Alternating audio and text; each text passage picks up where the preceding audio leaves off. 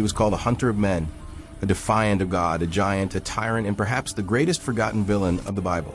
His story was erased, reconstructed, and feared by ancient peoples. And today, we will reveal what they never told about Nimrod. But what really happened to the man who tried to reach the heavens with a forbidden tower? Why do so many accounts say his end was so grim that almost no one dares to repeat it? The answer lies at the end. Nimrod is a figure that traverses the ages like an unsettling shadow, shrouded in mystery and contradictions. In ancient accounts, he appears as the first great ruler after the flood, a man whose ambition seemed boundless and whose power surpassed the ordinary. His presence shaped cities, kingdoms, and beliefs, while rumors of tyranny, violence, and an insatiable thirst for control transformed his name into a feared symbol. For many, Nimrod was not merely a leader. He was the architect of a rebellion against the divine itself, someone who sought to rewrite the destiny of humanity with his own hands. This introduction marks the entry into a dark territory where history, myth, and occultism intertwine, revealing why Nimrod became one of the most unsettling figures of antiquity. Nimrod appears briefly, almost enigmatically in the scriptures, but the impact of his name is disproportionate to the few lines that mention him. Described as the first mighty one on earth and a mighty hunter before the Lord, he emerges as a character possessing unusual strength, capable of altering the course of early human civilizations. However, beyond the Bible, his figure expands in unofficial texts, Jewish traditions, Mesopotamian legends, and apocryphal accounts that portray him as an ambitious, ruthless ruler, possibly possessing abilities that transcend the ordinary. In some versions, Nimrod is seen as the founder of enormous cities and the absolute leader of vast territories. In others, he is treated as a rebel who defied the sacred and attempted to elevate humanity to a forbidden level. It is precisely this combination of power, mystery, and controversy that has transformed Nimrod into one of the most feared, debated, and misunderstood figures of antiquity. To understand Nimrod, it is necessary to return to post-flood Mesopotamia, an era in which humanity was attempting to reorganize itself amidst devastated landscapes and beliefs renewed by trauma. The first cities were beginning to emerge as centers of power, commerce, and worship, and it was in this fertile, yet unstable, scenario that strong leaders easily stood out. The region between the Tigris and Euphrates rivers teemed with territorial conflicts, religious disputes, and technological advancements that shaped entire societies. It is precisely in this environment of accelerated transformation that Nimrod appears, rising in a period where rulers were venerated as heroes or feared as tyrants. Many traditions connect him directly to the lineage of Ham, son of Noah, which reinforces the link between his story and the immediate aftermath of the flood. This historical context not only supports Nimrod's rise, but also helps explain why his name became a symbol of absolute power and rebellion against the divine. Nimrod's rise was not a matter of chance, but the result of a rare combination of strength, strategic intelligence, and an ambition that surpassed any known limit. At a time when humanity sought new leaders to reorganize its cities and reestablish social bonds, Nimrod emerged as someone capable of dominating entire territories with brutal efficiency. His reputation as a great hunter quickly transformed into an aura of military power, and ancient accounts suggest that he gathered warriors under his banner promising progress, expansion, and glory.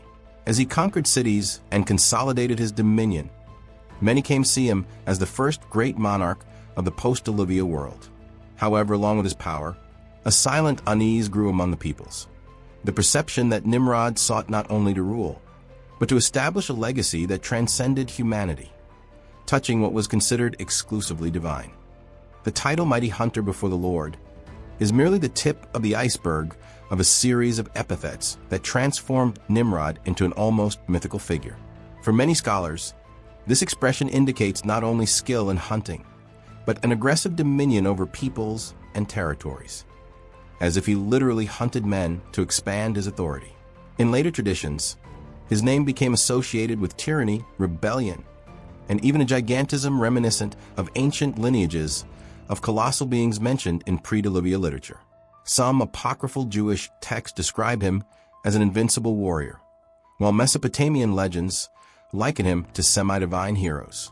His image was gradually enveloped by symbols of superhuman strength, unbridled ambition, and courage so defiant that it bordered on spiritual insolence. Over time, Nimrod ceased to be merely a powerful king and transformed into an archetype, the ruler who attempts to elevate man above the Creator himself. As Nimrod consolidated his power, his influence spread like a growing shadow across the lands of Mesopotamia. He not only built cities, he transformed them into centers of authority and surveillance, ensuring his presence was felt on every corner, market, and temple. Cities like Babel, Erech, Akkad, and Calneh became the nuclei of a nascent empire that reflected his ambition to unify humanity under a single command. Accounts suggest he instituted strict laws, organized disciplined armies, and imposed a governmental structure unprecedented for the time, capable of controlling large populations. Many saw him as a visionary who brought order to chaos. Others, as a tyrant who manipulated fear to maintain his supremacy. His impact was profound. Entire peoples bowed before his might, and the very idea of a global government found its first historical expression in Nimrod. It was in this context that his plans took an even bolder step, to cross the boundary between the human and the divine. The Tower of Babel was the pinnacle of Nimrod's ambition, the moment when his hunger for power surpassed any human limit. More than a simple construction, it represented a manifesto against heaven itself. Ancient accounts describe Nimrod's desire to unify humanity under a single language and a single purpose, to erect a structure so tall, so imposing, that no god could ignore its existence. Some scholars claim that the tower was a gigantic ziggurat, designed not only to reach the heights, but to serve as a symbolic portal between the world of men and the divine realm. For his followers, it was a promise of eternal greatness. For his opponents, a blasphemy that directly challenged the Creator. The work mobilized entire cities and demanded superhuman effort, revealing how far Nimrod was willing to go to inscribe his name in eternity. With each brick laid, the fear grew that humanity was about to break a forbidden boundary, a threshold that should never have been crossed. The construction of the Tower of Babel brought with it not only political ambition, but an ocean of hidden symbols that have spanned centuries. Many scholars interpret the tower as a ziggurat capable of functioning as the axis of the world, a human attempt to recreate the point where heaven meets earth. Some traditions claim that the structure represented a collective ritual, in which each stone, each step, brought humanity closer to a forbidden portal. Others see the tower as the materialization of spiritual rebellion, a beacon that sought to attract celestial entities or even rival them.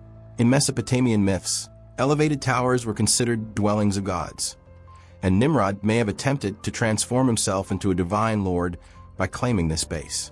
The hidden symbolism surrounding the tower transforms the narrative into something much greater than a monumental work. It becomes a human attempt to break the boundary between the natural and the supernatural. The figure of Nimrod did not remain confined to Hebrew scriptures. On the contrary, it spread like a shadow to the cultures of Mesopotamia, where his image was reinterpreted, expanded, and, according to some traditions, even deified. Many scholars associate his identity with Marduk, the supreme god of Babylon, known for controlling storms and imposing order through force. Others connect him to Gilgamesh, the semi-divine king of Uruk, half man, half deity, celebrated for his overwhelming strength and boundless ambition. Some even identify parallels with Nimrod, the god of war and hunting, whose attributes seem to reflect the biblical title, a mighty hunter before the Lord. In all these possible connections, a disturbing pattern emerges. Nimrod is portrayed as someone who surpassed the limits of human power. In some ancient theories, after his death, he would have been elevated to divinity, transforming himself into the prototype of the Mesopotamian god-kings.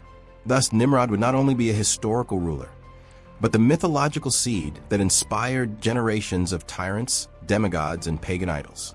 A figure that, even destroyed, would continue to live on in legends, and perhaps symbolically in the religious imagination to this day.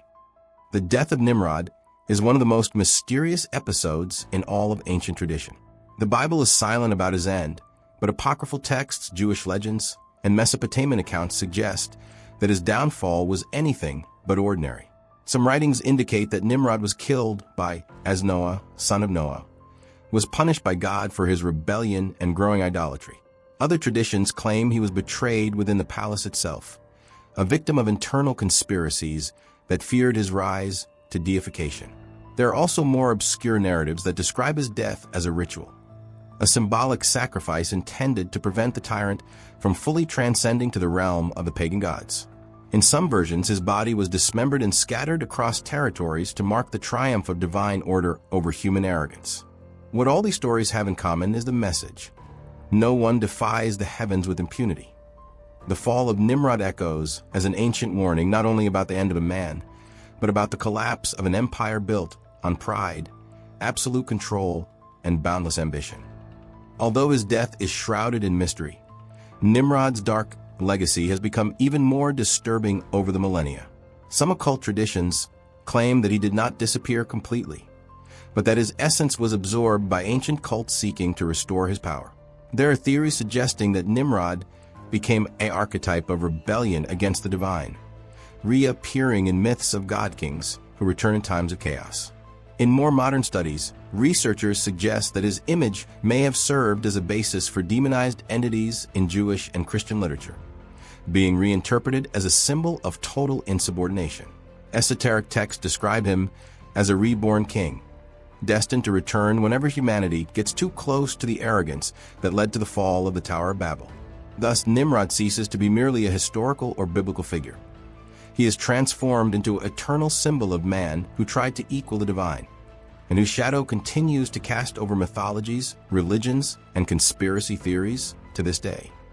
The figure of Nimrod refuses to be buried in ancient history, echoing with surprising force in conspiracy theories, secret societies, and in the circles of modern occultism. He is often invoked as the great archetype of rebellion against the established order, the leader who sought the global unification of humanity under its own command. For many theorists, the story of the Tower of Babel is not a distant myth, but an unfinished project that contemporary power elites would be determined to conclude, using the figure of Nimrod as a model for future world governance. In certain esoteric traditions and Masonic, the fall of the tower is seen as the interruption of human knowledge, and Nimrod represents the eternal quest to recover that knowledge and rebuild it. Great job. His association with deification and with pagan gods like Marduk places him at the center of apocalyptic narratives, where he is cited as the prototype of false god, or one old entity destined to return in an age of chaos. The legend of the man-catcher remains alive, not only in ancient books, but as a dark specter looming over the fate of the modern world. The story of Nimrod is a dark mirror of human ambition, a warning etched into the ruins of Babylon. It reminds us that the pursuit of absolute power, when it challenges the boundaries of what is permissible, inevitably leads to tragedy. The hunter of men, the builder of the forbidden tower, the deified tyrant. He was all of these things, and the silence surrounding his end is perhaps the greatest proof of the fear his legend inspired. Today we conclude our journey through the shadows of Nimrod, but the mystery persists. Was he punished for his blasphemy? Or was his fall merely a harbinger of the day his vision of dominion will be realized? We want to know your opinion. Leave a comment. Do you believe Nimrod was a just tyrant, a forgotten hero, or the greatest villain in biblical history? Your answer is the next chapter of this legend. Don't forget to like the video, subscribe to the channel for more dark stories, and activate the bell so you don't miss the next descent into the abyss of history.